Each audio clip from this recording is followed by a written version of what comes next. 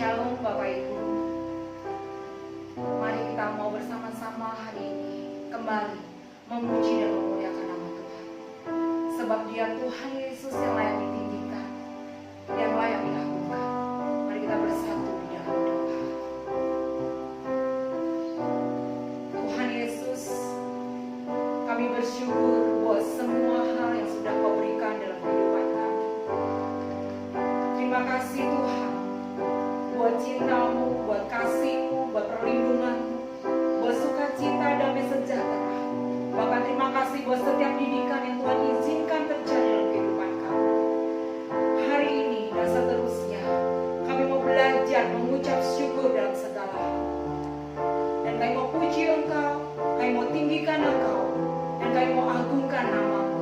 Nama di atas segala nama, Tuhan di atas segala Tuhan, dan Raja di atas segala Raja. Terima kasih Bapa yang baik. Terima kasih Tuhan Yesus. Di dalam nama Tuhan Yesus Kristus kami berdoa dan mengucap syukur. Haleluya. Amin. Bapak Ibu, mari kita mau bangga memiliki Tuhan Yesus yang hidup. Tuhan Yesus yang tidak pernah meninggalkan kita. Dia layak ditinggikan, Dia layak dipuji, Dia layak disembah, sebab kebesarannya dan kemuliaannya mengatasi segalanya. Haleluya, Yesus. Bersyukur padamu Tuhan, atas kasih-Mu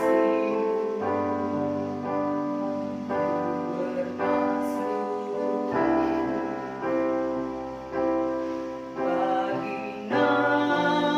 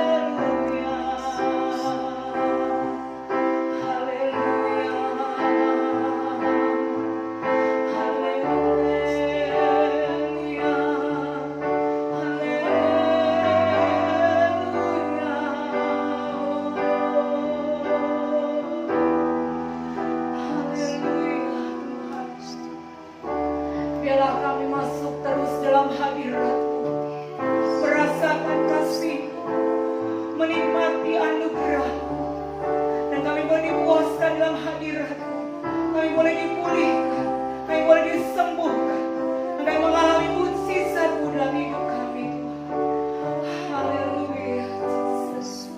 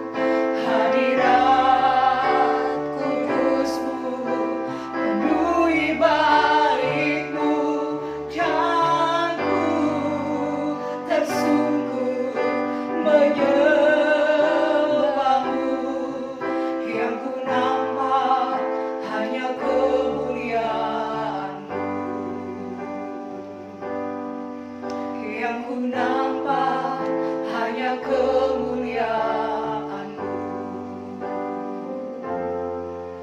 Yang ku nampak hanya kemuliaan-Mu. Terima kasih Tuhan, kami siap mendengarkan firman-Mu. Biarlah firman yang akan kami dengar menjadi kekuatan bagi hidup kami. Biarlah firman-Mu itu boleh menjadi rema dalam hidup kami, membangun kami, mengubahkan hidup kami, dan memulihkan hidup kami. Mari Tuhan Yesus, urapi kami dengan kekuatan-Mu, dan biarlah Kau penuhi kami dengan pengurapan daripada-Mu, sehingga firman yang kami dengar tidak akan pernah sia-sia.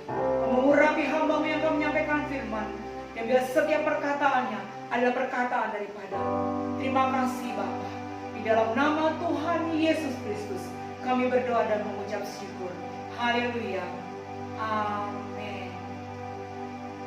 Shalom. Bersyukur kita masih diberi kesempatan untuk kita beribadah. Saya percaya Roh Allah tidak dibatasi oleh ruang. Dimanapun Bapak Ibu beribadah, disitulah Roh Allah hadir. Puji nama Tuhan. Saudara yang dikasihi Tuhan, di tengah pandemi yang kembali meningkat, mari kita mau belajar bahwasanya kita dibawa Tuhan untuk peduli dengan apa yang terjadi di sekitar kita, mempedulikan orang-orang di sekitar kita, dan itulah yang akan kita pelajari pada kesempatan hari ini. Mari kita membuka di dalam Injil Markus pasal yang kedua, ayat 1 sampai dengan ayat yang kelima. Injil Markus pasal yang kedua, ayat 1 sampai yang kelima, demikian firman Tuhan.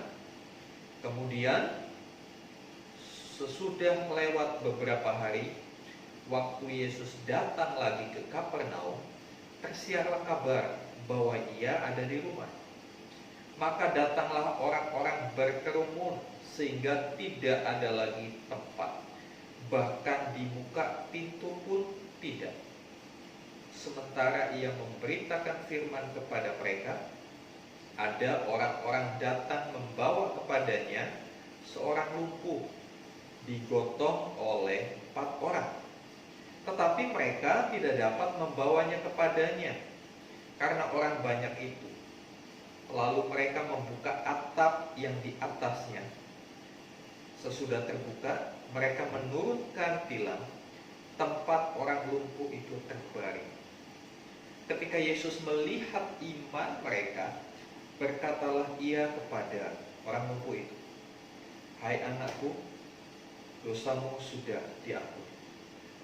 Saudara yang dikasihi Tuhan, saya beri judul renungan firman Tuhan pada kesempatan ini adalah bekerja sama dalam iman. Dari kisah yang kita sudah baca, kita melihat ada satu peristiwa yang cukup heroik, cukup membuat kita terkagum-kagum. Di tengah kerumunan orang yang mereka ingin mendengarkan pengajaran Tuhan Yesus, tiba-tiba ada sekelompok orang yang terdiri dari 4 orang dan 1 orang yang menderita lumpuh. Orang lumpuh ini digotong oleh 4 orang itu. Tentu ini bukan sesuatu hal yang biasa. Ada 4 orang bersama-sama menggotong seorang lumpuh, membawa kepada Yesus. Ada satu kerjasama yang luar biasa. Dan ternyata inilah yang Tuhan ingin sampaikan di tengah pandemi. Kita harus bekerja sama dalam iman. 4 orang menggotong orang lumpuh. Alkitab tidak menjelaskan, tidak memberikan keterangan lebih lanjut apa hubungan 4 orang ini dengan si lumpuh. Apakah tetangganya, atau saudaranya, atau kerabatnya, tidak disebutkan. Tetapi yang menarik adalah 4 orang ini mau bersusah-susah menggotong orang lumpuh ini. Di tengah-tengah keprihatinan bangsa di masa pandemi ini, masih adakah keprihatinan kita sebagai anak-anak Tuhan untuk bukan hanya berkata, bukan hanya kirim status, kirim WA. Adakah keprihatinan yang diwujudkan dalam satu tindakan nyata terhadap orang-orang yang membutuhkan? Orang lumpuh jelas sangat membutuhkan pertolongan orang-orang di sekitarnya. Dia tidak bisa melakukan apapun untuk dirinya sendiri. Dalam keterbatasan dia memerlukan pertolongan. Mari kita pandang sekeliling kita, Bapak Ibu. Ada begitu banyak orang dalam kondisi lumpuh. Mungkin fisik mereka tidak lumpuh, mereka bisa beraktivitas. Tapi kelumpuhan bukan hanya bicara masalah fisik. Mungkin kelumpuhan rohani, tidak berdaya secara rohani. Kita perlu bertindak seperti 4 orang ini. Saudara yang dikasih Tuhan, bagaimana mereka bisa bekerja sama dalam iman? Yang pada akhirnya kita melihat akhir kisah ini sesuatu yang luar biasa. Orang lumpuh ini disembuhkan. Tetapi kita mau belajar hari ini, bagaimana bekerja sama dalam iman bisa dilakukan di tengah masa pandemi seperti sekarang ini. Yang pertama, Bapak Ibu saudara yang dikasih Tuhan, mereka 4 orang itu pastinya adalah orang-orang yang memiliki belas kasihan terhadap orang lain. Mereka melihat keberadaan si lumpuh, mereka tidak pernah bisa tinggal diam. Ada belas kasihan yang kuat, yang mendorong mereka, yang menggerakkan mereka untuk bertindak. Bukan hanya sekedar kata-kata keprihatinan, tapi satu sikap tindakan yang nyata. Do something, lakukan sesuatu. Dan biarlah ini belas kasihan yang seperti ini menggerakkan kita semua jemaat yang dikasih Tuhan, yang mengaku kita anak Allah, yang mengaku kita sudah mengalami kasih karunia Tuhan. Mari kita mau peduli dengan apa yang terjadi di sekitar kita. Mungkin ada orang-orang di sekitar kita, mungkin tetangga kita, teman kerja kita yang perlu pertolongan. Mari, biarlah belas kasihan itu yang menggerakkan kita. Dan belas kasihan ini akan mengerjakan sesuatu yang luar biasa. Ingat, dalam setiap pelayanan Tuhan Yesus, Alkitab selalu berkata, tergeraklah Yesus oleh belas kasihan. Tergeraklah Yesus oleh belas kasihan. Berulang-ulang. Dan biarlah belas kasihan ini yang menggerakkan kita untuk kita berbuat sesuatu. Belas kasihan muncul dari hati yang mulia. Belas kasihan muncul karena kita terlebih dahulu telah mengalami belas kasihan dari Allah. Tidak peduli siapa orang lumpuh itu, 4 orang ini bertindak. Nah, saudara yang dikasih Tuhan, selanjutnya mereka berusaha supaya orang lumpuh itu berjumpa dengan Tuhan Yesus. Ini satu poin yang penting. Belas kasihan kita dalam menolong orang harus memiliki satu tujuan yang benar. Tujuan mereka menggotong orang lumpuh ini supaya orang lumpuh ini berjumpa dengan pribadi Yesus. Karena mereka percaya pribadi Yesus bisa menyelesaikan kelumpuhannya. Apa yang ada dalam benak kita? Apa tujuan kita ketika kita menolong? Banyak kali orang berusaha menunjukkan simpati, memberikan pertolongan kepada orang. Fokusnya tidak membawa mereka, tujuannya tidak membawa orang itu kepada Yesus. Tapi banyak kali tanpa disadari, kita membawa orang itu kepada diri kita, supaya kita dianggap berjasa, supaya kita dianggap pahlawan. Mari kita mau belajar.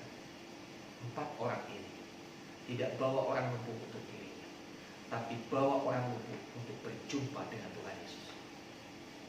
Ini hal yang sangat penting Bapak Ibu, supaya di tengah masa pandemi itu kita boleh mewartakan Kristus, Tuhan Juru Selamat bagi seluruh umat manusia. Perkenalkan orang-orang kepada Kristus. Itulah tujuan kita melakukan suatu perbuatan kasih.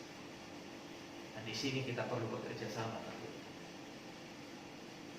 Di sini kita perlu bekerja sama. Tidak bisa dilakukan secara sendiri. Mari kita bergandengan tangan. Mari kita bersinergi bersama-sama, berusaha membawa orang-orang yang perlu pertolongan kepada Sang Penolong. Kita mungkin bisa memberi pertolongan, tapi apakah artinya pertolongan kita tanpa campur tangan Tuhan? Bapak Ibu saudara yang dikasih Tuhan, selanjutnya dalam memberikan pertolongan, ternyata jalannya tidak mulus. Mereka perlu berjuang untuk bisa membawa si lumpuh itu kepada Tuhan Yesus. Tantangan pertama tentu bukan hal yang mudah, mengangkat orang yang lumpuh, cukup berat.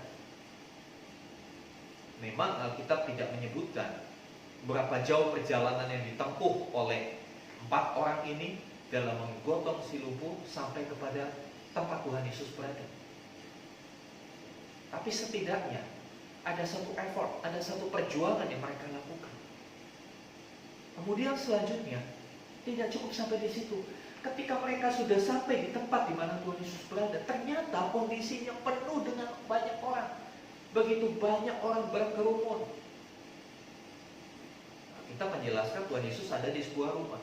Pintu rumah penuh. Pintu rumah penuh. Mereka tidak bisa masuk. Tapi sekali lagi, saya salut dengan 4 orang ini. Dia melakukan segala sesuatu dengan excel.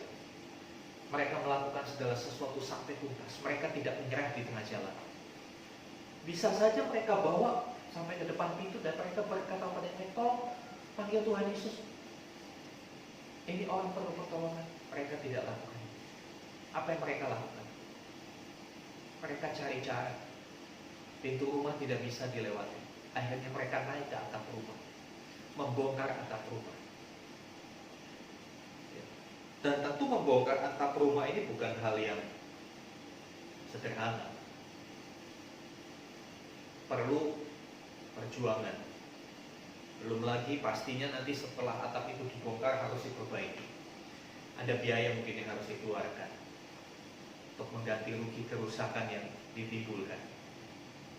Belum lagi bagaimana caranya mengangkat si lumpuh naik ke atas rumah, kemudian diturunkan. Itu bukan hal yang mudah. Kadangkala Bapak Ibu, ketika kita menolong sesama, ketika kita memberikan pertolongan, menunjukkan kepedulian kita kepada orang lain, kadangkala itu bukan hal yang mudah. Ada begitu banyak tantangan, ada begitu banyak kesulitan. Tapi sekali lagi, semuanya bisa diselesaikan ketika yang menggerakkan itu belas kasihan. Belas kasihan itu sebuah motivasi yang sangat kuat. Ketika kita menghadapi tantangan demi tantangan, kita akan tetap kuat. Karena ada belas kasihan dalam diri kita. Nah, selanjutnya saudara yang dikasihi Tuhan, di dalam ayat yang ke-5 dikatakan, ketika Yesus melihat iman mereka. Menarik ayat ini. Ketika Tuhan Yesus melihat iman mereka, mereka itu menunjukkan kata ganti orang ketiga jamak, banyak orang. Jadi imannya banyak orang. Siapa iman banyak orang? Yang pasti iman si lumpuh. Iman 4 orang yang menggotongnya. Dan barangkali ada orang-orang yang membantu ketika mereka coba naik ke atas. Disinilah yang saya mau katakan. Perlunya kesatuan iman. Perlunya kita bekerja sama dalam iman. Saudara yang dikasihi Tuhan, Kadang-kala di dalam kita melakukan satu tindakan pertolongan, kita harus saling menguatkan satu dengan yang lain. Ada kalanya kita lemah, ada kalanya kita menjadi putus asa. Disinilah perlu kesatuan. Dan Tuhan Yesus melihat kesatuan iman itu. Tuhan Yesus tidak berkata, ketika Tuhan Yesus melihat iman si lumpuh, tidak. Iman mereka ada satu kesatuan. Tuhan melihat iman lumpuh, iman orang lumpuh, iman orang yang menggotok, ini menjadi satu kesatuan. Dan itu yang menggerakkan Tuhan untuk melakukan sesuatu yang luar biasanya. Kesatuan iman ini menghasilkan mujizat. Menghasilkan mujizat. Ayat yang ke-12 di sana dikatakan, dan orang itu pun bangun, segera mengangkat tempat tidurnya dan pergi keluar di hadapan orang-orang itu, sehingga mereka semua takjub lalu memuliakan Allah. Katanya, yang begini belum pernah kita lihat. Perhatikan mujizat yang Tuhan Yesus lakukan. Bukan hanya lumpuh berjalan, tapi ada plusnya. Orang lumpuh itu bangun, mengangkat tilangnya. Waktu dia datang, dia diangkat bersama-sama dengan tilang. Tapi setelah Tuhan Yesus menjamah, memulihkan, bukan hanya dia bisa berjalan, tapi dia tidak lagi tergantung kepada orang di sekitarnya. Bahkan Alkitab berkata dia mengangkat tilangnya, ada satu kekuatan. Sebelumnya dia tidak berdaya, sekarang dia memiliki kekuatan. Mujizat yang Tuhan Yesus lakukan terlalu sempurna. Bukan hanya selesai, tapi selesai dengan baik. Oleh sebab itu mari, rindukah kita melihat mujizat terjadi di dalam hidup kita? Rindukah kita menjadi orang-orang yang ambil bagian, berperan untuk terjadinya sebuah mujizat? Mari kita teladani 4 orang yang gotong orang lumpuh ini. Miliki belas kasihan untuk orang-orang di sekitar di tengah kesulitan. Belas kasihan itu akan menuntut kita untuk melakukan sesuatu yang lebih. Membawa orang yang di dalam kesusahan berjumpa kepada sumber berkat, berjumpa kepada sumber mujizat. Bukan untuk diri kita, tapi supaya orang itu berjumpa dengan Kristus. Tantangan pasti ada, kesulitan pasti ada. Tapi kalau kita memiliki belas kasih, itu yang akan membuat kita tetap teguh di tengah tantangan. Dan itu yang membuat kita menjadi orang-orang yang kreatif di tengah tantangan. Nah, selanjutnya ada satu kesatuan iman. Ketika mereka menaikkan itu ke atas, mereka harus kompak. Mana yang harus angkat, mana yang harus tarik. Demikian ketika mereka menurunkan orang lumpuh itu dengan tilangnya, dengan kasurnya, mungkin menggunakan tali, itu harus sehati, harus kompak. Kalau yang satu terlalu cepat menurunkan, bisa jatuh ibu. Ada irama yang sama. Di sini diperlukan kesatuan, kesatuan hati, kesatuan iman untuk sebuah tujuan. Orang berjumpa dengan Kristus, mujizat terjadi, dan pada akhirnya Tuhan dimuliakan. Saya percaya di tengah kondisi yang sulit seperti sekarang, setiap kita pasti Tuhan akan bawa kepada kesempatan-kesempatan untuk kita bersama-sama dengan Tuhan mengerjakan mujizat. Amin. Mari kita datang kepada Tuhan. Bapa di sorga, kami bersyukur firman-Mu mengajar kepada kami bahwa di tengah-tengah kesulitan kami masih bisa melakukan sesuatu yang besar. Dengan kami menyatukan iman kami, dengan kami memandang kepada Kristus, kami akan mengerjakan hal-hal yang besar. Biarlah setiap kami yang sudah mengalami belas kasihan Tuhan, yang sudah mengalami anugerah-Mu yang besar, kami boleh menjadi penyalur dari kasih setia Tuhan. apapun yang kami lakukan boleh digerakkan oleh belas kasihan yang dari Tuhan besar. Yang pada akhirnya kami boleh melihat mujizat itu terjadi bukan hanya kepada diri kami, baik pada orang-orang yang ada di sekitar kami, kepada keluarga kami. Dan Tuhan dimuliakan. Orang akan berdecak kagum melihat apa yang Tuhan lakukan. Terima kasih Tuhan. Tengah masa pandemi, berkati umat supaya mereka bukannya pasif, bukannya menyerah kepada keadaan, tapi dapat terus memberi dampak buat orang-orang di sekitar. Terima kasih Tuhan. Dalam nama Tuhan Yesus kami berdoa. Haleluya. Amin. Bapak Ibu saudara yang dikasihi Tuhan, untuk sementara ibadah gereja kita lakukan secara online. Saya percaya Tuhan bisa hadir dimanapun Bapak Ibu beribadah. Sambil kita terus berdoa supaya pandemi ini bisa segera selesai dan kita boleh kembali lagi beribadah di gereja. Saya percaya kita adalah orang-orang yang mau mentaati Tuhan, orang-orang yang mau ambil bagian di dalam apa yang ingin Tuhan kerjakan bagi bangsa kita. Kita tetap berdoa, kita tetap mentaati protokol kesehatan. Di nama Tuhan, mari kita berdoa syafaat. Bapa di sorga, kami bersyukur kalau sampai hari ini Tuhan masih berikan kesehatan, kekuatan buat kami. Kami tahu semua karena kasih karunia Tuhan.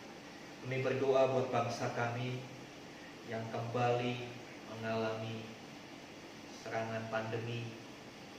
Kami percaya semua tetap di dalam kendali Tuhan. Tuhan tidak pernah meninggalkan kami. Demikian juga Tuhan tidak pernah meninggalkan para pemimpin bangsa kami, pemerintah Republik Indonesia. Dari Bapak Presiden, Wakil Presiden, setiap kabinet, para menteri, pemimpin-pemimpin, polisian, TNI, Satuan Tugas Pengendalian COVID. Kami percaya Tuhan menuntun mereka dengan hikmat Allah, boleh membawa bangsa ini kepada pemulihan yang dari Tuhan. Lindungi, jagai setiap pemimpin-pemimpin bangsa kami, dan mereka terhindar dari wabah yang sementara ada. Kami juga berdoa untuk pemerintahan daerah Kabupaten Bekasi, kecamatan, kelurahan, bahkan RT RW di mana kami berada. Kiranya Tuhan yang menjaga, yang memimpin, menyertai setiap para pemimpin kami di tingkat daerah. Berikan juga kesadaran untuk seluruh rakyat Indonesia, untuk seluruh rakyat Indonesia boleh berdisiplin melaksanakan protokol kesehatan, sehingga melaluinya kami boleh terbebas dari wabah yang sedang berlangsung. Kami percaya melalui wabah ini Tuhan akan menyatakan kemuliaan bagi bangsa kami. Berdoa untuk keberadaan gereja kami, biar Tuhan yang mengikatkan dalam satu kesatuan iman, sehingga kami bukan menjadi jemaat yang pasif, tapi jemaat yang aktif, jemaat yang terus bergerak untuk memuliakan Tuhan. Kami terus dapat berdampak buat orang-orang di sekitar kami. Terima kasih Tuhan. Bapa di sorga, kami berdoa kiranya anugerah-Mu memberkati setiap jemaat Tuhan yang mulai minggu ini kembali beribadah secara online. Kami percaya di setiap rumah mereka Kau hadir. Hadirat-Mu kuat mencengkeram. Pengurapan-Mu juga akan tersalur melalui jaringan internet. Terima kasih Tuhan. Terima kasih. Mari Bapak Ibu buka hatimu, angkat tanganmu.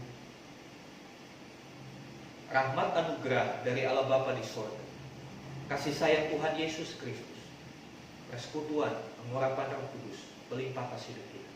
Terimalah berkat-berkat jasmani, terlebih lagi berkat rohani. Jadilah berkat dimanapun Tuhan menempatkan kita.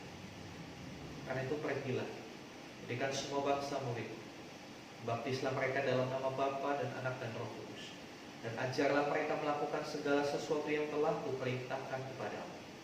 Dan ketahuilah Aku menyertai kamu senantiasa sampai kepada akhir zaman. Pada saatnya Tuhan Yesus akan datang kali yang kedua, menjemput kita semua untuk masuk dalam kebahagiaan kekal bersama-sama dengan Dia. Supaya di mana Tuhan Yesus berada, di situ pun kita berada. Terima kasih Tuhan. Di dalam nama Tuhan Yesus Kristus. Haleluya. Amin. Tuhan memberkati.